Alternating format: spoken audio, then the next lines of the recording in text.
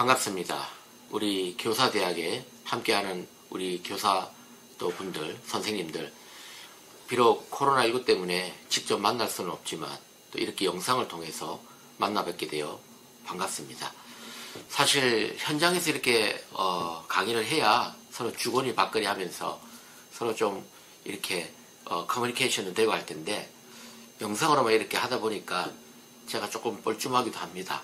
그렇지만 우리가 오늘 이 교사대학이 될 만큼 우리 교사분들이 함께 또 우리 교회학교를 위해서 또 어떻게 해야 되겠는가, 우리 교회학교의 문제가 무엇인가를 한번 보고 또 어떤 차원에서 우리 교회학교가 다시금 일어날 수 있겠는가를 고민해보는 그런 시간이 되면 좋겠습니다. 참고로 저는 교회학교 전문가는 아닙니다. 다만 현장에서 목회하는 목회자이기 때문에 또 교회학교에 관심이 많은 목회자이고 다음 세대에 대해서 지대한 어떤 관심과 또 역할을 해야 된다는 생각하는 그런 목회자이기 때문에 평소에 생각하던 것들, 또 평소에 마음에 담아두고 있던 것들을 좀 이렇게 정리를 해서 오늘 이렇게 알려주고자 하는 것입니다. 조금이라도 도움이 되면 좋겠습니다. 뭐 제 말이 다 100% 옳다라고 말해서 할 수는 없겠지만, 그래도 이 말들 중에 그래도 들을 만한 것이 좀 있고 도움이 될 만한 것이 하나라도 있으면 좋겠다, 이런 생각으로 이 말씀을 전하는 것입니다. 먼저 진단을 좀 하죠. 뭐냐면 오늘날 우리 교회학교가 선생님들도 마찬가지고 아이들도 마찬가지고 또 교회학교 전체도 마찬가지고, 오늘날 이 교회학교가 두 가지입니다. 정체냐 침체냐, 이렇게 우리가 좀 구분해 볼 필요가 있습니다. 정체냐 침체냐. 어떻습니까? 정체란 말이 있고 침체란 말이 있는데요, 이 정체는 뭐냐? 정체는 사실은 그냥 멈춘 것을 말합니다.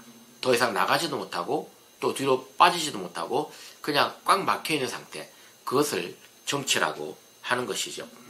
그래서 이 정체 같은 경우는 사실은 어떤 면에서 보면 방해물이 앞에 있어가지고 그걸 치워버리면 나갈 수 있습니다. 또 뒤로 빠질 때도 뒤에 있는 것을 치워버리면 나갈 수 있는 것이죠. 흔히 우리가 교통정체라 그러지 않습니까? 그런 경우도 자동차가 앞에 있어가지고 내가 이제 꼼짝도 못하는 그런 상황, 그것을 정체라고 하는 것입니다. 그런데요, 침체는 좀 다릅니다. 침체는 뭐냐? 침체는요, 그 자체로 퇴보하고 있음을 말하고 있는 겁니다. 다시 말해 가라앉고 있다는 것이죠. 리세션이라고 그러는데, 이게 지금 퇴보하면서 가라앉으면서 또 이렇게 어떻게 보면 이 어려운 이 상황 속에서 방해물을 치운다 그래도 이게 나아지지 않는 그런 상황, 그것을 침체라고도 얘기를 하는 것입니다. 어떤 면에서 보면 이게 정체냐 침체냐의 이런 접근법을 놓고 볼 때 우리 교회학교는 사실 정체라고 보일까요? 침체라고 보일까요? 저는 침체라고 진단을 하고 있습니다. 정체라기보다는 침체라고 진단을 하는 것이죠. 왜냐하면 정체는 말씀드린 것처럼 몇 가지 어떤 방해물만, 어떤 장애 요소만 제하면 다시금 전체로 회복되고 다시금 좋아질 수 있다라고 생각을 할 수 있는데, 지금은 그렇지 않습니다. 왜냐하면 지금 우리가 당면하고 있는 교회학교의 문제, 이런 여러 가지 문제들은 어떤 방해물 하나만 치워서 되는 문제가 아니라 또 교회 차원의 문제가 아니라 사회 전반의 문제와 연관되어 있기 때문입니다. 그래서 이런 차원에서 보자면 정체하기보다는 침체라고 보는 것이 더 맞다는 것이죠. 특별히 이것은 교회학교만의 문제는 아니고요, 우리 교회도 마찬가지입니다. 교회도 우리가 그동안 한참 70년대 80년대를 지나면서 급성장을 해왔습니다. 그러다가 90년대 들어가면서 점점점 정체기에 들어가게 됐죠. 그러니까 더 이상 큰 부흥을 하지 않고 현상 유지라는 수준을 말합니다. 그러나 지금은 현상 유지가 아니라 침체기로 빠지고 있습니다. 특별히 우리 교단 같은 경우는 굉장히 심각합니다. 무슨 말이냐면 합동이나 통합 같은 대형 교단 같은 경우는 그들은 사실은 침체하기보다는 정체에 가까운 현상을 보고 있습니다. 뭐냐면 그들의 교세라든지 이런 것들이 줄어들기는 조금 줄어들었지만 큰 변화는 보이지 않기 때문입니다. 그런데 우리 교단은 어떤가? 우리 교단은요, 그동안 무려 30% 가까운 사실 퇴보를 보여왔습니다. 약 28만 정도 된다고 했었는데 지금 통계에 의하면요, 22만도 채 안 되는 그런 모습을 보이고 있다는 것이죠. 그 뭐냐면 다른 교단이 130만 되는 뭐 합동이나 또 120만 되는 통합교단 같은 경우는 빠져봐야 몇만 명입니다. 많이 빠져도 10만 명인데 프로틀에 따지면 10%도 안 됩니다. 기억해봐야 그들은 한 3% 정도, 제가 알고 있기로는 3, 4% 정도 빠졌다고 얘기를 하는데 우리 같은 경우는 무려 28만에서 22만 이하니까 무려 30% 이상이 빠진 것입니다. 이런 위기, 이런 침체를 겪고 있는 우리 교단인데 문제는 뭡니까? 우리가 여기에 대한 심각성을 못 느끼는 겁니다. 사실 교회학교 문제는 더 심각합니다. 교회학교 문제는 큰 교회든 작은 교회든 가리지 않습니다. 전체적으로 다 다운사이징, 또 아이들이 떠나고 있고 사실은 아이들이 교회에 제대로 정착하지 못하는 그런 현상을 우리가 막고 있다는 것이죠. 그러면 이런 여러 가지 문제를 보게 될 때 이런 문제를 세 가지 차원에서 제가 말씀을 드리려고 합니다. 첫 번째는 정량적 문제, 숫자의 문제의 입장에서 말씀을 드립니다. 두 번째는 정성적 문제, 다시 말해 퀄리티, 질의 문제에 있어서 말씀을 드립니다. 세 번째는 영적 문제, 다시 말해 영적으로 어떤 문제가 있기 때문에 이런 것이 생기는가, 그거를 우선 진단을 해보자는 것이죠. 우선 한국 교회에 있어서는 한국 교회의 이 정량적 문제, 다시 말해 숫자의 문제는 굉장히 심각합니다. 우리가 보통 1200만, 1300만이라는 한국 개신교회 또 기독교의 숫자를 그동안 자랑해 왔지만 실제로 지금 얼마나 될까요? 지금 2015년 미여의 통계에 의하면 800만이다 이렇게 얘기를 하고 있던데 아닙니다. 지금은 700만까지 떨어졌고요. 실제로 중복된 교인들의 숫자가 이 교회도 등록되고 저 교회도 등록된 숫자들을 다 뺀다 그러면요, 아마 700만도 훨씬 못 미칠 것이라고 저는 판단하고 있습니다. 사실 이런 상황이라 보면 이게 얼마나 심각한 것인가. 우리 교회만 해도 지금 제가 몸담고 있는 교회만 해도 재적이 지금 1000명 정도 됩니다. 물론 성광교회는 더 많겠지만 그러나 그 재적 중에 파악을 해보면 장기 결석자들 또 여러 가지 문제로 못 나온 사람들 다 빼면요, 실제 출석하고 있는 숫자는 600에서 700밖에 안 된다는 것이죠. 그러니까 우리가 지금 이런 많은 숫자들을 놓치고 있고 또 많은 숫자의 침체를 가지고 있는데 부단하게 부흥을 하려고 이걸 애를 쓰고 노력을 하고 있지만 이게 쉽지 않은 현실. 아까 말씀드린 것처럼 이런 현실들은 교회만의 문제라기보다는 사회 전반의 분위기 문제, 또 우리가 겪고 있는 코로나19로 인한 지금 모이지 못하는 그런 문제들, 또 그동안 한국교회가 갖고 있는 그런 좋은 모습에서 도덕성의 위기라든지 한국교회가 갖고 있는 여러 가지 어려운 문제들 많지 않습니까? 그런 여러 가지 문제들이 사회 속에 부정적인 인식을 줌으로 인해 가지고 결국에는 이런 정량적인 위기를, 침체를 갖고 오게 되었다, 이렇게 말씀을 할 수 있겠습니다. 두 번째는 뭐냐면 정성적인 침체인데요, 이거는 뭐냐, 퀄리티의 문제입니다. 사실 이거는 더 심각합니다. 왜냐하면 우리 사회가 발전하고 또 나라가 잘 살게 되고 교회도 돈이 많아지니까 외형은 좋아졌습니다. 제가 사실 군산에 와가지고요, 우리 교회도 그렇고 성광교회도 다 마찬가지고 도시교회다 보니까 또 나름대로 오늘도 재정이 또 있는 교회다 보니까 큰 문제가 없다 생각이 들지만 이게 좀 시골 지역의 교회를 가보니까요, 다 그런 건 아니지만 의외로 시골 지역에 건물을 잘 짓고 또 시설을 잘 해놓은 교회들도 많이 봤습니다. 또 우리 여기 군산에 있는 노예 교회들 보면 오히려 시골에 있는 교회들, 농촌 지역에 있는 교회들이 훨씬 더 널찍널찍한 땅에 주차장도 잘 돼 있고 또 건물도 깨끗하게 잘 지어 있는 것을 보게 되는 것이죠. 그런데 문제는 뭐냐면요, 제가 말씀드린 이런 퀄리티의 문제, 이 정량적인 이 퀄리티의 문제가 왜 생겼냐, 이거는요 외형의 문제를 아는 거죠. 내적인 수준의 문제입니다. 다시 말해 내적인 사람에 대한 이 투자, 사람을 세우고자 하는 이런 내용들이 많이 열악하고 부족하다는 것입니다. 제가 서울에 있는 한신교회 출신인데요, 제가 섬기던 목사님, 이중평 목사님께서 평소에 필생의 목표가 있었습니다. 그분은 뭐냐면 100개의 교회를 개척하는 것이 그분의 목표였습니다. 군산에도 그래서 개척된 교회가 있고 하는데요. 그런데 100개의 교회를 개척하기 위해서 열심히 이제 교회 재정을 갖다가 투여를 해서 교회도 세우고 또 헌금을 받아가지고 그 헌금을 다른 데 쓰지 않고 교회를 세우는 데다가 또 많이 썼습니다. 그래가지고 이렇게 애를 쓴 결과 한신교회에서는 60개 교회까지 개척을 했죠. 그러고 나서 목사님이 그 60개 교회를 한번 돌아보는 시간이 되었습니다.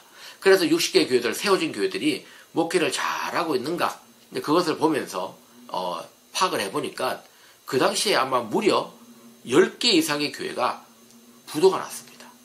부도가 났다고 해서 문을 닫거나 아니면 목회를 접었거나 아니면 교회 건물이 빚더미에 앉아가지고 다른 데로 넘어갔다거나 이런 현상이 나타났다는 거죠. 그러니까 목사님이 그때 땅을 치면서 굉장히 마음을 아파하고 후회를 했습니다. 왜 그럴까요? 건물을 잘 짓고 또 외형적인 것을 갖추어줬는데 왜 이런 문제가 생겼을까? 다른 거 아닙니다. 이런 문제가 생긴 이유는 결국에는 사람을 못 키웠기 때문입니다. 사람을 키웠어야 되는데 사람을 키우지 못하다 보니까 어떤 문제가 생겼냐? 결국에는 이런 아무리 교회를 세워준다 그래도 그 교회가 부흥되지 못하고 그 교회가 제대로 쓰지 못하는 이런 문제에 봉착했다는 것이죠. 그래서 목사님께서는 그때부터 딱 중지합니다. 교회를 개척하는 것보다는 이제부터는 사람을 길러야 되겠다. 사람에게 투자를 해야 그 사람이 어떻게 보면 그 능력을 발휘하고 그 능력을 통해서 교회를 세우는 것이지, 아무리 좋은 건물을 세우고 아무리 좋은 인프라를 구축해줘도 그 길을 이끌어갈 수 있는 사람이 제대로 되어 있지 못하면 결국에는 소용이 없다는 것을 우리가 알게 된 것입니다. 그러니까 한국교회의 문제는 뭐냐면, 한국교회 위기는요, 여러 가지가 있겠지만 이 침체에는 사람의 침체가 핵심이라고 하겠습니다. 우리 교단의 신학교만 봐도 지금 사람이 안 옵니다. 목회자가 되겠다는 사람 없습니다. 우리 교회 좀 많지는 않지만 그래도 우리 교회 청년들, 청소년들 매년마다 수십 명씩 그렇게 배출을 하고 있습니다. 근데 그들 중에 누구 하나 신학교를 가겠다는 사람은 이제 없습니다. 교회 장로님들 자제 중에, 과거의 원로 장로님들 자제들 중에는 다 목사님들이 있어요. 그리고 교인들의 나이 드신 자제들 중에는 심심치 않게 목사님들이 있어서 목회를 지금 하고 있습니다. 그런데 지금 보면 지금 교인들의 자녀들 중에서는 신학교를 가겠다, 목사가 되겠다는 사람 별로 못 봤습니다. 그게 무슨 말이냐? 이제는 목회에 대한 매력도 매력이지만 결국에는 어떻게 보면 이 목회 현장에 대한 퀄리티가 그만큼 낮아지고 있음을 반증하고 있는 것입니다. 신학교 자체도 그렇죠. 신학교 자체도 그렇고 결국에는 사회와 교회 간의 수준 역시 격차가 좀 심해지고 있는 것이 사실입니다.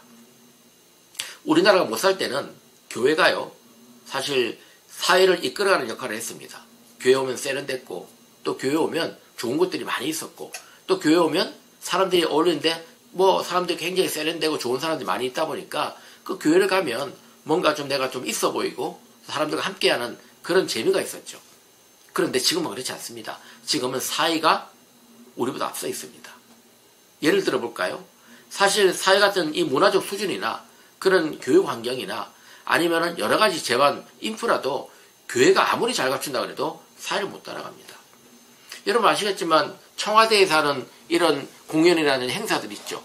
그럼 유명한 그것도 행정관 있지 않습니까? 그런 이 행사를 보면 깜짝깜짝 놀랍니다. 교회도 다른 사회 어떤 데보다 행사를 잘 치르고요, 프로그램을 잘 하는 곳이지만 지금은요 그거 못 따라갑니다. 과거에는 우리가 좀 나았다는지 모르겠지만 지금은 세상의 기획력, 세상의 문화적인 어떤 선도력이 훨씬 더 우리보다 자본 집약적이고 그 다음에 훨씬 더 소위 말해서 이 인적 구성이 잘 되어 있는 것을 보게 된다는 것이죠. 그런 차원에서 보면 우리가 내적인 어떤 퀄리티가 많이 떨어져 있다, 침체라고 또 볼 수가 있겠습니다.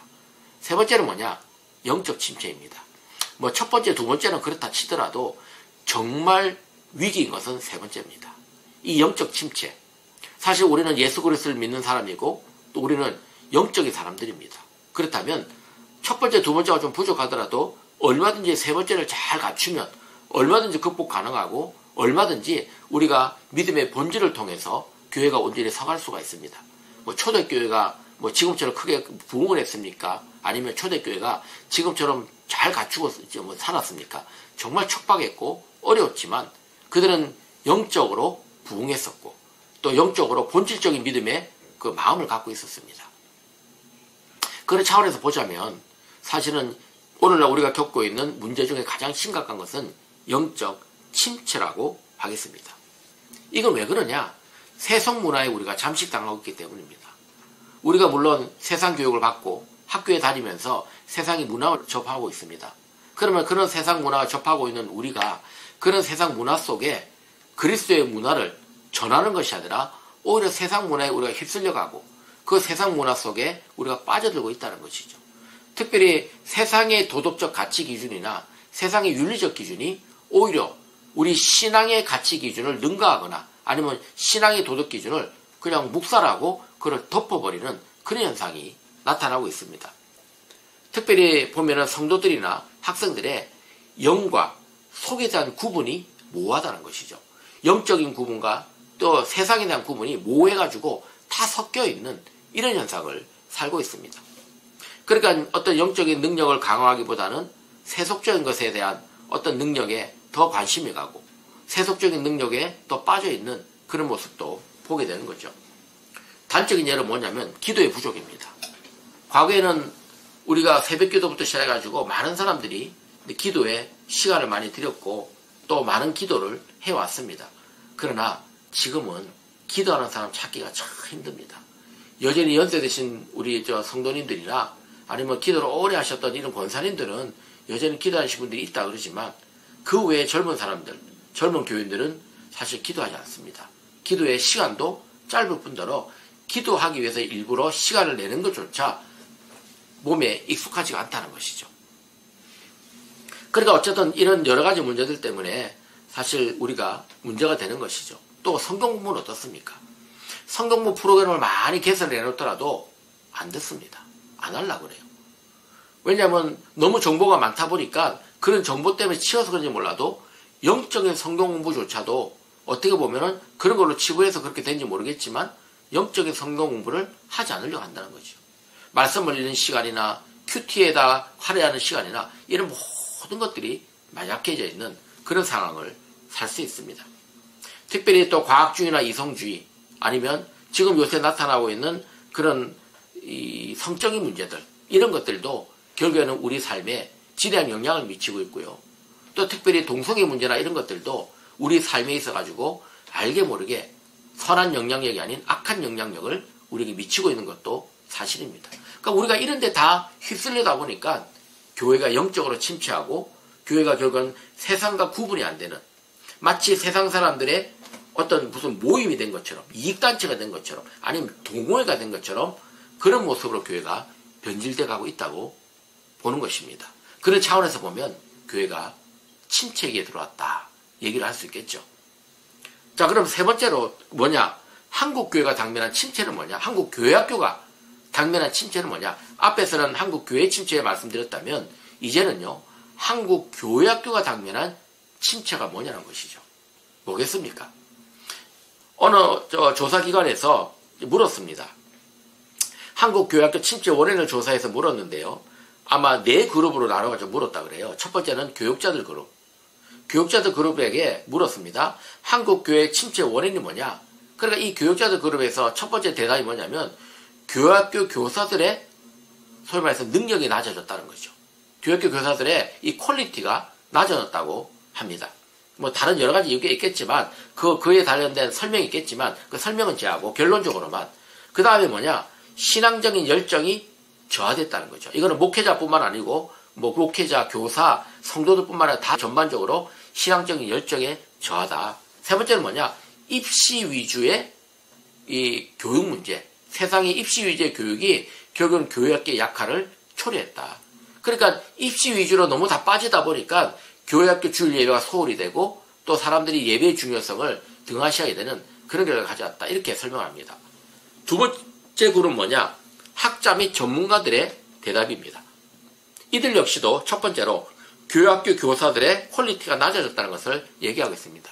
전과 달리 교회학교 교사들이 아이들을 가르치는 데 있어가지고 퀄리티가 상당히 낮아졌다. 교회학교 교사들이 공부를 많이 안 하고 기도를 많이 안 하고 또 여러 가지 영적인 능력이 떨어지고 뭐 이런 것들 포함하는 거죠. 그런 것들이 많이 떨어졌다고 또 얘기를 합니다. 또 하나는 뭐냐? 아까 말씀드린 대로 교육자들, 목사나 전도사들의 이런 능력도 많이 저하되었다. 이렇게 얘기를 하고 있습니다. 그런데 독특하게 하나 더 추가시키는데요. 그게 뭐냐면 교회학교 부모님들, 다시 말해 아이들의 부모님들의 신앙도 떨어졌다. 이런 것들이 복합적인 원인이 됐다고 설명을 합니다. 세 번째 그룹. 그럼 정작 교학교 교사들은 뭐라고 대답을 할까? 교학교 교사들은 뭐라고 주장을 할까? 교학교 교사들은요, 조금 달라요. 뭐냐면, 교회 지원 문제를 꼽습니다. 교회 지원이 약해졌다는 것이죠.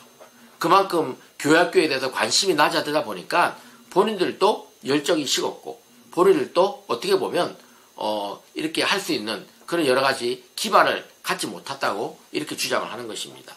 그러면서 마찬가지로 신앙적 열정이 저하되었다, 이런 얘기도 하고요. 또 하나 독특한 거는 주 5일 근무가 생기면서, 다시 말해 토요일 주일이 휴일로 정해지면서 많은 사람들이 여가를 선용하고, 그러다 보니까 교회에 오는 시간들이 많이 줄어들고, 본인들부터가 이제 교회에 오는 시간들이 사실 여행 가거나 놀러 가는 시간에 많이 뺏기게 됐다는 그런 고백을 하는 것도 보게 됩니다.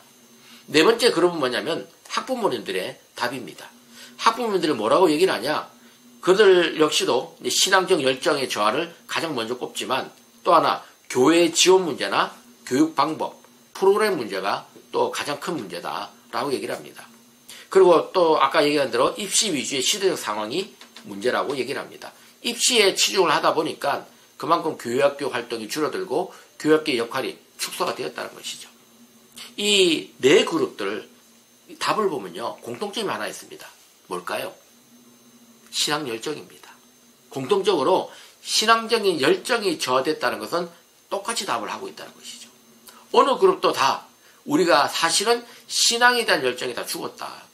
그러니까 아이들, 교회학교가 침체되는 그 핵심에는 신앙의 열정이 죽었기 때문에 이런 일이 생기는 것이라고 얘기를 하고 있다는 것입니다. 그래서 전체적으로는 대개는 본인들 탓이라기보다는 남을 탓하는 경향이 있긴 하지만, 그래도 공통적으로는 뭐다? 우리 신앙이 많이 약화되었다. 그거 하나만큼은요, 다 공통적으로 우리 모두의 문제고 책임이고 우리 모두가 갖고 있는 심각한 상황이라는 것을 인식하고 있는 것입니다. 숫자는 어떨까요? 교회학교 숫자는 얼마나 줄어들었을까요? 한국교회가 전반적으로 많이 줄었습니다.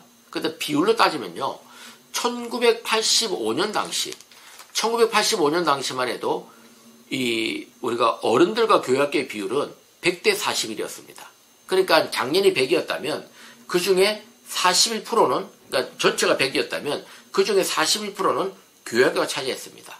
물론 85년 이전만 해도요, 70년대, 80년대는 심지어는 교회학교가 50%가 넘는 경우도 있었습니다. 그러니까 반 이상이 19세 이하의 교회학교 아이들이었던 적도 있었다는 것이죠. 그러나 85년을 기점으로 교회학교의 비율이 41%를 차지했는데 2015년 통계를 보니까요, 이 프로테이지가 무려 22%까지 줄어들었습니다. 그러니까 교회를 100으로 본다면 교회학교의 프로테이지는 22%밖에 안 된다는 것이죠. 얼마나 많이 줄었습니까?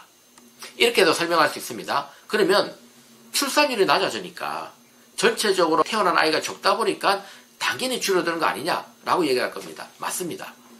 출산율이 낮아지니까 뭐 교회에 올 아이들이 그만큼 줄어들었죠. 그래서 낮아지는 건 맞는데, 그럼에도 불구하고 줄어드는 프로테이지는 교회가 훨씬 빠르고 많다는 것입니다. 그러니까 사회가 아이들이 줄어드는 숫자보다 교회를 오지 않거나 빠져나가는 숫자가 훨씬 많은 겁니다. 그건 어떻게 설명을 할까요? 이거는 교회학교가 더 이상 아이들을 끌어다니는 그런 요소가 되지 못하고 있다는 것입니다. 사회가 줄어드는 만큼 교회학교도 줄어든다 그러면, 이게 사회의 현상이 교회와 똑같이 가는 건 하겠지만 교회학교만큼은요, 그렇지 않다는 것이죠. 그럼 이걸 보면 이 교회학교 학생 수가 이 사회의 아이들, 자녀들 수보다 훨씬 더 하락 요인이 빠른 것은 결국 뭘 말하는 것인가? 교회학교가 그만큼 이 세상에 매력적으로 다가오지 못하고 있다. 이 세상에 어떤 복음적인 역할을 제대로 수행하고 있지 못한다. 특별히 이 학부모님들이 자기 아이들을 교회학교로 보내야 될, 교회로 보내야 될 이유를 지금 점점 잃어가고 있음을 말하고 있는 것입니다. 그러니까 숫자에 있어서도 이런 침체가 오고 있다는 것이죠. 그러면 질적인 성장은 어떨까? 질적은 어떻겠습니까? 사실 절대적으로 따지면 과거에 비해서는 엄청난 발전을 했죠. 과거에 비해서는 이 교회학교도 인프라 측면에서는 많이 성장을 했습니다. 뭐 교회학교 교실이라든지 여러 가지 뭐 다 공간이라든지 마련해 주려는 노력들은 많이 해왔습니다. 뭐 제가 어렸을 때만 해도 뭐 교회학교 다닌다 그러지만 뭐 변변한 교실도 하나 없었고 분방 공부할 수 있는 그 공간도 없었고 그러다 보니까 교회에서 예배를 드리고 분방 공부로 나가서 공원에서 하기도 하고 풀밭에 앉아서 하기도 하고 심지어는 담임 목사님 집에 가서 댁에 가서 또 성경 공부 분방 공부 하기도 하고 뭐 여러 가지 했습니다. 그러나 어떤 면에서 보면 이런 시대보다는 지금 시설과 환경이 좋아진 것은 분명히 맞습니다. 그러나 이것도요 상대적입니다. 무슨 말이냐면 아마 자녀분들이 있으신 분들은 자녀분이 다니는 학교를 가보셨을 겁니다. 저는 학교를 갈 때 우리 아이가 다니는 초등학교를 가보면요 깜짝 놀랍니다. 왜냐하면 제가 옛날에 다녔던 이 초등학교하고는 너무 달라졌거든요. 그런 초등학교 교실 하나하나를 놓고 봐도 정말 깜짝 놀랍니다. 아이들 교실마다 잘 돼 있습니다. 냉난방 시설도 잘 돼 있죠. 그 다음에 대형 TV 다 달려 있죠. 뭐 오디오 시설 또 여러 가지 뭐 냉장고부터 시작해가지고 다 잘 돼 있습니다. 교보제도 잘 갖추어져 있습니다. 이런 환경 속에 아이들이 많나요? 많지도 않습니다. 어떤 교실은 뭐 열 몇 명, 어떤 때는 20몇 명, 몇 명 되지도 않는 많지도 않은 아이들과 함께 이렇게 좋은 시설에서 환경에서 교육을 받고 있다는 것이죠. 그러면 교회가 이 정도를 지금 따라갈 수 있는가? 어렵습니다. 어려워요. 왜 그럴까? 대개 교회는요, 뭐 우리 교회도 마찬가지고 성경도 마찬가지지만 예산의 10%를 교회학교에 투여한다는 거, 이 정도도 어렵습니다. 그러니까 대형 교회라든지 중대형 교회들을 보면 예산의 10% 정도를 교회학교에 투여를 해야 되는데 뭐 최소한 10% 아니면 20% 이상을 투여를 해야 되는데 일단 예산에 있어서 그만큼 투여하는 교회가 거의 없습니다. 20억 예산이면 아무리 못해도 2억에서 4억 정도는 교회학교 예산을 일단 떼줘야 됩니다. 그죠? 뭐 5억 이상 되면 더 좋고. 근데 그 정도 예산을 투여하는 교회가 많을까요? 많지 않습니다. 그러다 보니까 절대적인 시설은 좋아졌을지 모르겠지만 전반적으로 이 퀄리티가 세상을 따라가는 데 있어서는 많이 벅차다. 그러니까 이게 무슨 말이냐면 아이들이 주중에는 학교가 가서 아니면 주중에는 세상 나가서 좋은 시설과 좋은 내용들을 보고 옵니다. 와가지고 교회 와서 딱 보면 교회는요 아무리 잘한다 그래도 학교만 못하거든요. 어떻게 보면 학교보다 열악하거든요. 그러니까 거기에 대한 매력도 일단 못 느끼게 되는 것이죠. 그런 여러 가지 문제들. 물론 이것도 그렇겠지만 더 큰 문제는요. 이런 질적 성장의 정체는, 이 침체는요. 사실 아까도 말씀드렸지만 이 사람에 대한 투자, 사람에 대한 지원이 약하기 때문입니다. 비록 이렇게 교사대학을 통해 가지고 우리 선생님들의 어떤 질적 성장을 도모할 수 있고 또 이렇게 퀄리티를 높이려고 애를 쓰고 있는 것이지만 사실은 이런 것들이 교회 안에서 조직적으로, 체계적으로 그 다음에 아주 전폭적인 지원을 통해서 선생님들을 이렇게 가르치고 세워주고 이런 여러 가지 내용들을 우리가 담아주려고 하는 이런 노력들이 얼마나 있는가. 그런 것들을 보면 쉽지 않다는 것을 우리가 보게 됩니다. 저 역시도 담임을 맡고 있기 때문에 우리 교육과 선생님들의 어떤 퀄리티를 높이기 위해서 많은 애를 쓴다고는 하지만요. 현실적으로 어렵다는 것을 많이 체감하고 살고 있습니다. 그러니까 그런 것처럼 이런 여러 가지 문제 때문에 또 교사의 지원 부족이나 아니면 교사의 재교육 문제 말씀드린 대로 여러 가지 문제들 이런 것들이 여러 가지로 또 이 교회학교의 질적인 성장의 침체에 일조하지 않았는가 그렇게 생각을 하고 있습니다. 더 큰 문제는 교육자의 전문성입니다. 교육 담당 전문가를 우리가 모시고 있는 것인가? 우리가 교육 전도사 그럼 어떤 느낌이 듭니까? 저는요 옛날에 교육 전도사는 교육 전문가인 줄 알았습니다. 그런데 세상에 교육 전도사는 누구냐면 인턴 전도사들, 다시 말해 아직 목사가 되지 못한 그런 전도사님들을 교육 전도사라는 이름 붙여가지고 그들은 교육을 받는 전도사다. 사실은 이 뜻으로 교회학교에다가 배치시켰다는 것이죠. 우리 아이들은요 소위 말해서 마루터가 아닙니다. 그렇죠? 우리 아이들은 이런 어떤 몰모토도 아닙니다. 그런 실험 대상이 아니라고요. 그러면 교회학교에 들어갈 교육자들은 누구보다 능력이 있고 누구보다 퀄리티가 있어야 됩니다. 다시 말해 교육의 전문성이 있어야 된다는 것이죠. 제가 부교육자를 뽑을 때도 늘 요청하는 게 그겁니다. 저는 우리 부교육자들이 우리 교회에 와가지고 뭘 배우려고 오지 마라. 그보다는 우리 교회에서 당신의 목회 역량을 충분히 발휘하려고 와라. 이렇게 요청을 합니다. 배우려고 오는 거 물론 배워야겠죠. 사람은 끊임없이 배워야 되지만 그러나 맨날 배운다는 자세로 이래도 뭐 좋고 이래도 실수하고 저래도 실수하고 실수하니까 저는 배우는 입장이니까 실수해야 됩니다. 아니란 겁니다. 하나를 하나라도 전문성을 길러라. 제대로 공부해서 제대로 파고들어서 제대로 준비를 해가지고 우리 아이들만큼은 제대로 프로답게 해달라고 요청을 합니다. 근데 거기서 오는 여러 가지 어려움들이 있죠. 실제로 제가 많이 부딪혀 보니까 그게 안 되다 보니까 답답하기도 하고 또 본인들도 많이 힘들어하기도 하지만 그러나 그 과정 속에서도 성장하는 것을 보게 됩니다. 교육의 전문성을 갖추지 못한 교육자가 아이들을 담당하다 보니까 영적인, 질적인 침체도 당연하지 않겠습니까? 이거는 세 번째, 영적인 침체까지도 이어지게 되는 것입니다. 사실 영적인 침체는 신앙 열정이 저하는 공통적 관점도 갖고 있지만 실제로는요, 이 영적인 침체의 첫 번째는 어디서 시작되느냐? 참 죄송하게도 우리 목사들의 문제입니다. 목회자들이 그 역할을 제대로 못하고 있는 것입니다. 목회자들이 우리 선생님들에게 영적인 공급, 영적으로 모티베이션, 영적인 어떤 선한 영향력을 끼쳐야 되는데 그것이 부족하다 보니까 아무래도 선생님들도 많이 저하가 되는 것이죠. 물론 선생님들 자체도 영적으로 스스로가 침체되는 경우도 많이 있습니다. 그러나 대개 이런 사명이나 이런 우리 아이들에 대한 이런 이 마음들은 어디서 생기느냐? 결국에는 영적인 공급을 받아야 그 영적인 에너지를 통해서 아이들에게 나가는 거 아닙니까? 그러니까 여기에 보면 목회자들의 어떻게 보면 목회 철학의 부재, 또 영적인 어떤 에너지를 심어주는데 부재한 것, 여러 가지 목회 열정의 부재, 이런 여러 가지들이 또 복합적으로 작용한 것 아닌가 생각이 듭니다. 물론 그렇다고 뭐 여러분 섬기는 교회 목사님들이 문제가 있다는 얘기는 아닙니다. 저도 그렇고 우리 존경하는 성강교회 차목사님도 그렇고 정말 열정적으로 또 하시는 분인 걸 제가 잘 알고 있습니다. 그러나 이제 전반적인 한국교회 전반적으로는 그렇지 않다는 것을 지금 말씀을 드리고 있는 것이죠. 또 교사들의 또 보면 기도나 또 교사들의 예배에 대한 자세, 또 믿음 생활에 대한 자세, 헌금의 생활에 대한 자세, 이런 하나하나가 지금 어느 수준에 와 있는가를 본인들 아마 돌아보시면 지금 잘 진단이 될 것입니다. 무엇보다도요, 제가 한 가지 지적하고 싶은 것은 예수 중심적 신앙의 부재가 문제라고 생각합니다. 영적 침체에서 가장 심각한 것은요, 예수 중심의 신앙입니다. 사실 우리는 그리스도교입니다. 그죠? 개신교, 기독교라 그럽니다. 기독교는 그리스도교를 말합니다. 그리스도교는 우리 주 예수 그리스도를 우리의 구주로 삼고 또 그분을 우리의 구원자로 여기지만 또 우리의 영적인 롤 모델입니다.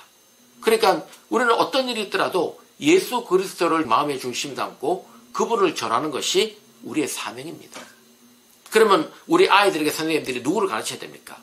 모세를 가르칩니까? 다윗을 가르칩니까? 다 가르쳐야죠. 그러나 모세를 가르칠 때도 누가 나와야 되냐면 예수가 나와야 됩니다. 다윗을 가르치더라도 누가 나와야 되냐? 예수가 나와야 됩니다. 그러니까 무엇을 하더라도 뭘 하더라도 우리 아이들에게는 예수가 들어가야 됩니다. 그러니까 예수가 들어가지 않는 이런 영적인 가르침은 사실 가르침이 아니라는 것이죠. 그러면 우리 선생님들이요, 예수 중심의 신앙을 지금 갖고 있는 것인가? 예수 중심의 신앙으로 살고 있는 것인가? 우리 아이들에게 내가 분반 공부를 하든 아니면 뭐 예배를 뭐 인도를 하든 다 예수를 알려주고 있고 예수를 그들의 마음에 심어주고 있는 것인가를 반드시 고민하셔야 됩니다. 그래서 이런 예수 중심적 신앙이 부족하는 것, 이런 것들이 바로 우리 교회학교의 영적 침체를 가져온 하나의 요인이 아닌가 생각을 하고 있는 것이죠. 그래서 저는 우리 교회 교인들에게도 계속 주장하는 게 있습니다. 다른 건 모르지만 예수 중심적 신앙은 세우셔야 된다. 세상에 다른 것들은 안 보더라도 세상에 성경에 다른 인물은 안 보더라도 우리가 예수님 한 분만큼은 우리 마음 중심에 우리가 예수님 때문에 신앙생활하고 예수님 때문에 우리가 믿음 생활을 한다는 것을 반드시 인식하고 사셔야 된다. 그걸 계속해서 강조하고 있는 것입니다. 그 외에도 세속 문화나 적응 문화에 대한 우리 여러 가지 예속들, 그죠? 그 다음에 성적이나 도덕적인 해이들, 이런 성적인 타락들, 이런 것들에 우리가 소위 말해서 민감하지 못하고 둔감하고 이런 것들에 휩쓸리게 되다 보니까 결국은 이런 영적 침체를 가져왔다. 이렇게도 볼 수가 있는 것입니다. 자, 그러면요. 이런 침체를 어떻게 극복할 것이냐. 우리가 이런 침체를 어떻게 극복해서 나가게 될 것이냐. 이 고민을 우리가 해봐야 됩니다. 사실 정량적 침체를 극복하는 방안, 이거는 사실 뭐 큰 왕도는 없습니다. 왜냐하면 이미 사회가 출산을 적게 하는 사회이기 때문에, 또 어떤 목사님 그러더라고요. 그러면 교회에서 아이 많이 낳기 운동을 하자. 교회 젊은 부부들, 그죠? 또 청년들에게 결혼을 잘 장려해가지고 아이 많이 낳기 운동을 하자. 뭐 그런 것도 한 방법이라고 생각이 됩니다. 그런데요, 그러다 해서 우리가 전반적인 사회 문화를 바꾸기보다는 한 가지 우리가 분명히 하면 좋겠습니다. 뭐냐면 교회 학교도 교회 내의 교회 학교가 아니라 이제는 사회와 건전한 소통을 하는 교회 학교로 바뀌어야 됩니다. 다른 말로 하면 우리가 성경 공부와 또 예수 신앙의 중심으로, 예수를 믿는 신앙을 중심으로 이 신앙적인 어떤 활동들이 교회 안에만 있어서는 안 되고 사회로 나가야 된다는 거죠. 학교와 연계를 가져야 되고, 그 다음에 이 학교뿐만 아니라 학원들까지도 여러 주변에 있는 그런 여러 기관들과 함께 연계하는 그런 활동을 해야 됩니다. 물론 그러기 위해서는 처음부터 먼저 노골적인 신앙적 색깔을 띄면 안 되겠지만, 그러나 서서히 우리가 지혜롭게 나가야 되는 것입니다. 오늘 말씀이요, 본문이 뭐냐면 우리가 에베소서 5장 15절에서 16절입니다. 이 말씀의 내용이 뭐냐면 이겁니다. 그런즉 너희가 어떻게 행할지를 자세히 주의하여 지혜 없는 자 같이 하지 말고 오직 지혜 있는 자 같이 하여 세월을 아끼라. 때가 악하니라. 이렇게 말씀을 합니다. 그죠? 때가 악합니다. 세월을 아껴야 됩니다. 그러면 어떻게 합니까? 지혜 있는 자 같이 하자는 것이죠. 숫자의 극복은 단순하게 앉아서 아이들이 오기를 기다리고 앉아서 그냥 아이들이 오면 오는구나 라고 하는 게 아니라 선생님들이 나가셔야 됩니다. 이제는 선생님들이 여기 안에만 있는 것이 아니라 선생님들이 활발하게 외부 활동을 하셔야 되는 것이죠. 그래서 주변에는 학교와도 연계를 가지시고 또 주변에는 여러 가지 지역사회와 호흡을 하면서 거기서 아이들을 만나고 밖에서 아이들을 만나서 그 아이들을 교회로 함께 데리고 들어오는 그 역할을 해주셔야 된다는 거죠. 이거는 단순하게 과거에 말하던 노방전도를 말하는 거 아닙니다. 이것보다는 지금 내가 거하는 그 위치에서 내가 거하는 그 지역사회 속에서 여러 가지 활동을 말하는 것입니다. 여러분 이런 거 있죠. 우리가 아기학교라든지 독서스쿨이라든지 아니면 영어스쿨이라든지 이런 것들 많이 합니다. 근데 이런 것들은 어떤 면에서 보면 주도적인 자기 학습이나 이런 것들을 통해 가지고 이 교회가 꼭 성경 공부만 하는 것이 아니라 이런 여러 가지 도움을 이 사람들에게 줄 수 있는 또 여러 가지 교육 프로그램을 마련해서 함께 호흡할 수 있다는 그런 유연성을 확보하는 것입니다. 그래서 교회를 통해서 그 지역 커뮤니티, 교회 학교가 그 지역 사회 일종의 이 에듀케이셔널, 교육적 커뮤니티가 되는 그런 역할을 할 수 있다. 이거는 꼭 규모가 큰 교회만 하는 것이 아니라 규모가 작은 교회라 할지라도 작은 것부터 시작하면서 함께 이렇게 연계시켜서 할 수 있다라고 생각을 하는 것입니다. 어떤 면에서 보면요, 우리가 이 지역사회 속에 들어간다는 것은 다른 말로 말씀을 드리면 그런 지역사회에 갖고 있는 여러 가지 장점들을 우리가 바라볼 줄 알고 또 지혜롭게 이것을 대처할 줄 아는 그런 모습들이 되어야 한다는 것이죠. 자, 그럼 두 번째로 우리가 생각해야 될 것은요, 질적 성장을 어떻게 극복하실 것이냐, 질적 성장의 침체를 어떻게 우리가 극복해 나갈 것이냐. 이거는 여러 가지 있겠지만 우리가 가장 첫 번째는 각 교회마다 좀 어려우시면요, 요새는 이 교회 주변에 보면은 이 아웃소싱을 할 수 있는 기관들이 많이 있습니다. 대표적으로 꿈이라는 기관도 있고요, 뭐 드림 학교라는 기관도 있고 여러 기관이 많이 있는 걸로 아는데, 이런 기관들과 연결을 해가지고 아웃소싱을 하셔야 됩니다. 그러니까 교회 자체가 갖고 있는 뭐 중대형 교회를 할지라도 그 자원이 제한되기 때문에 오히려 이런 것들을 전문적으로 하고 있는 그런 교회학교 기관들하고 연결을 시켜서 그 기관들로부터 아웃소싱을 받아서 그래서 그런 내용들을 채워나가는 그런 역할들도 분명히 할 필요가 있다는 것입니다. 우리 교회 같은 경우도 지금 아웃소싱을 많이 받고 있습니다. 그래가지고 지금 부족한 전문성들을 그렇게 채우면서 우리 아이들의 필요를 채워주고요. 또 교회 학교에 있던 퀄리티, 질적인 성장을 지금 도모하고 있는데 쉽지는 않지만 그래도 매년마다 우리가 조금씩 좋아지고 있는 것을 보고 있습니다. 특별히 우리가 이제 아까도 말씀드렸지만 전도사, 아니 목사님, 전도사님이나 목사님들 이런 분들이 단순하게 그냥 파트타임 교육 전도사가 아니라 정말 교육을 전담할 수 있는, 교육에 대해서는 정말 전문적으로 연구하고 또 고민하고 이것에 대해서 세팅을 하고 기획하고 이것을 실행할 수 있는 그런 교육 전문가들을 좀 모셔야 된다. 그런 사람들 자꾸 길러내야 된다. 교회에서 좀 이렇게 후원을 하고 지원을 해가지고 그런 사람 길러내므로 조금 더 장기적으로 볼 필요가 있겠다는 생각을 하게 됩니다. 무엇보다도요, 이런 것들은 가장 우리가 해야 될 여러 가지 일이 있겠지만, 교회 중진들, 교회학교 담임 목사님부터 시작해가지고 장로님들이 관심을 많이 가져주셔야 됩니다. 저는 개인적으로 우리 장로님들 이런 부탁을 드려요. 피택이 처음 되면 최소한 2년 동안은 교회학교에서 몸을 좀 담으면 좋겠습니다. 물론 그게 쉬운 건 아니지만 최소한 2년 동안은 교회학교 쪽에서 뭐 청년부든 청소년부든 어린이부든 그곳에서 좀 같이 있으면서 그곳의 상황을 좀 지원해 주시고 도와주시고 함께 하시면서 이렇게 교회가 관심이 있다는 것을 계속 표현해 주시면서 함께 하면 좋겠습니다. 그거를 요청하게 되시는 것이죠. 그래서 어쨌든 이런 내용들을 가지고 우리가 교회학교의 성장을 좀 질적인 성장을 도모할 필요가 있다 싶습니다.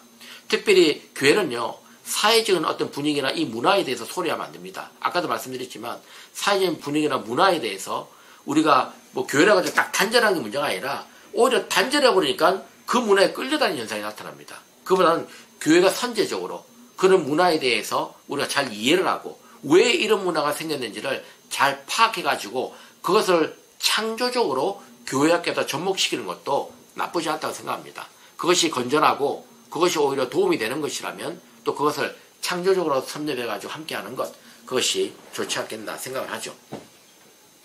세 번째는 영적인 침체를 어떻게 극복하느냐. 다른 거 뭐 여러 가지 있겠지만요. 우리가 기본적으로 말씀드리면 이겁니다. 교회학교 선생님들이 가장 기본적으로 기도하셔야 됩니다. 강사라면 누구나 이런 말 하지 않느냐라고 할지 모르겠지만요. 그렇지 않습니다. 이 기도는요. 100번을 강조해도 지나치지 않습니다.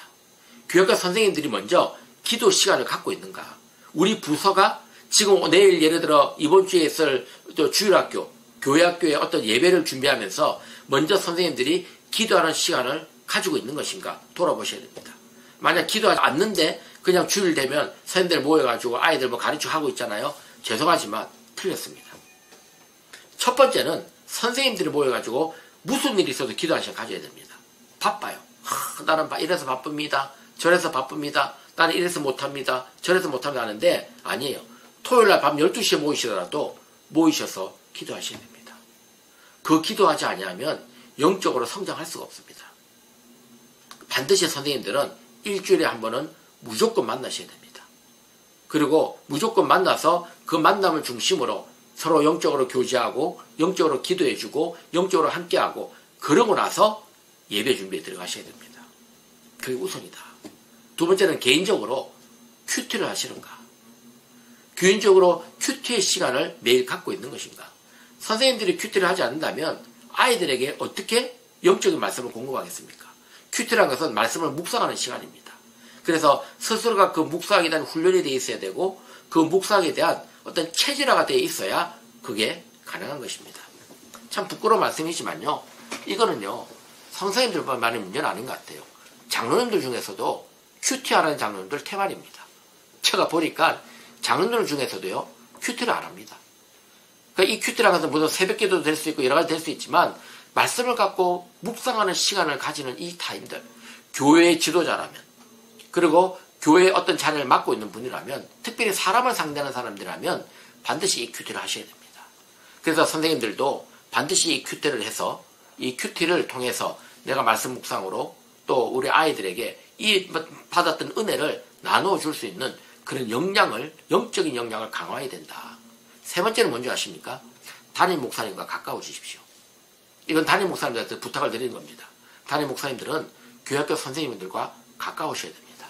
큰 교회 목사님들일수록 교회학교 선생님들과 만날 일이 참 드뭅니다. 그렇죠? 그러나 다른 사람들은 몰라도요. 교회학교 선생님들만큼은 담임 목사님 직접 챙기십시오. 그게 방법입니다.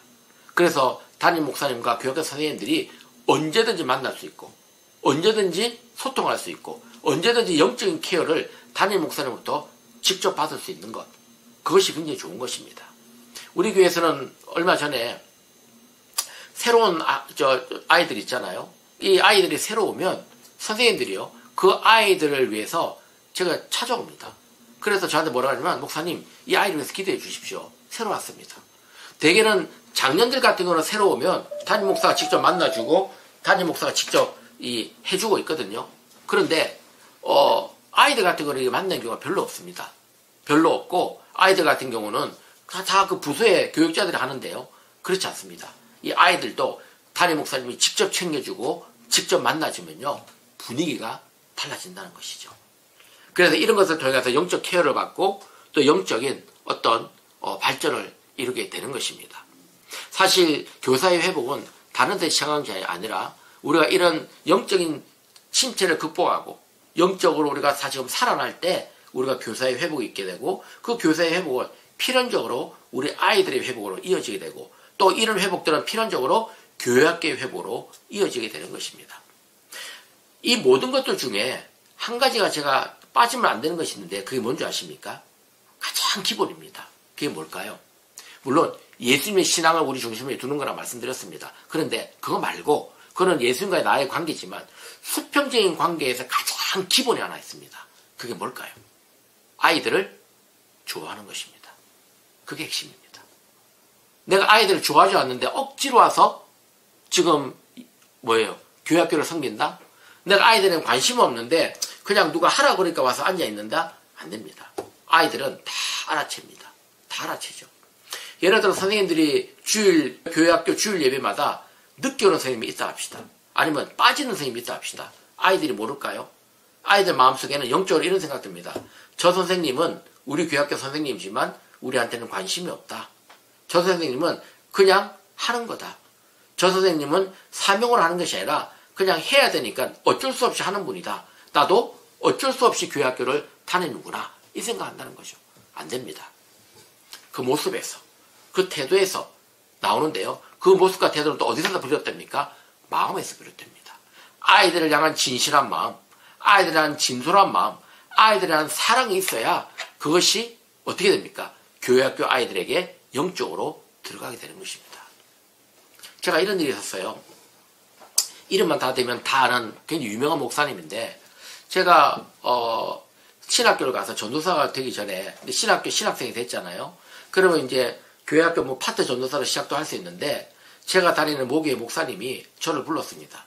그래서 목사님께서 너 어느 교회 목사님에 대해서 어떻게 생각하냐 그래서 제가 그 목사님 참 좋아합니다. 그리고 그 목사님의 그 청년들에 대한 사랑, 열정 참 넘치는 것 같습니다. 그렇게 말씀드렸어요. 그러니까 목사님이 그러면 너 1년 동안 우리 교회 있지 말고 그 교회를 한번 다녀보지 않겠느냐 그러셔요. 그래서 제가 섬기던 담임 목사님 말씀을 듣고 그 교회를 가게 됐습니다. 그 교회 청년으로 1년을 다녔습니다. 그리고 그 청년이 다니면서 그 교회 청년부가 왜 부흥하는지를 제가 다 체험했고 봤습니다. 그러고 나서 이제 1년째가 되었죠. 마침 그 교회에 제가 섬기던 교회 담임 목사님이 그 교회에 부흥회를 오셨어요.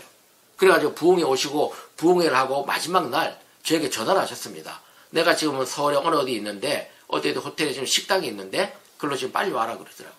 그래서 제가 얼른 담임 목사님 계시는 그곳 호텔 식당으로 달려갔습니다. 갔더니 제가 1년 동안 다녔던 청년을 잘 부흥시킨다는 그 교회 목사님이 그곳에 같이 앉아서 이제 식사를 준비하고 계시는 거였습니다. 그러니까 이제 저한테 와가지고 같이 밥 먹자고 그러고 앉는데, 제가 1년 동안 다녔던 그 교회 목사님이 저를 이렇게 보더니 뭐라 그러시냐면, 이거 우리 교회 청년인데? 그러시더라고요. 그러니까 제가, 예, 목사님, 제가 목사님 교회 1년 동안 제가 다녔습니다. 그랬어요. 그러니까 제 담임 목사님이 허허 웃으면서, 사실은 내가 이 친구를 당신 교회 1년 동안 다녀오라고 보냈네. 라고 이렇게 얘기를 하시는 거였습니다. 그러니까 그 목사님이, 그러면 목사님 교회 전도사님이었어요? 그러는 거죠. 예, 우리 교회 전사였습니다. 그러니까 하신 말씀이 스파이가 우리 교회에 있었네? 그러시더라고요. 그러면서 하는 얘기가, 아니, 그냥 우리 교회 목회를 알고 싶으면 아니면 우리 교회 청년부 부흥에 대해서 알고 싶으면 와서 한번 예배 드려보면 알 것을 뭐하러 1년 동안 다니려고 했냐 물어보더라고요. 그러니까 이제 제가 드렸던 말씀이 이겁니다. 저는요 그냥 이 교회에서 무슨 프로그램에 부흥이 됐냐 뭘 해서 잘 됐냐 그걸 보려고 온 것이 아니라 목사님의 마인드를 배우려고 왔습니다. 목사님께서 어떤 생각을 갖고 목회를 하시기에 이 교회는 이렇게 청년부가 부흥이 되고 이렇게 교회학교가 부흥되는지를 알고 싶어서 왔습니다. 말씀을 드렸어요. 그러니까 그 목사님이 무릎을 탁 치면서 그러시는 거예요. 맞다. 다른 사람은 다 내가 이렇게 부흥시킨다 그러니까 그냥 한두 번 와서 보고 말더라. 그런데 이렇게 오랫동안 다니면서 왜 이것이 잘 되는 것인지를 이걸 알려고 하는 사람이 없더라.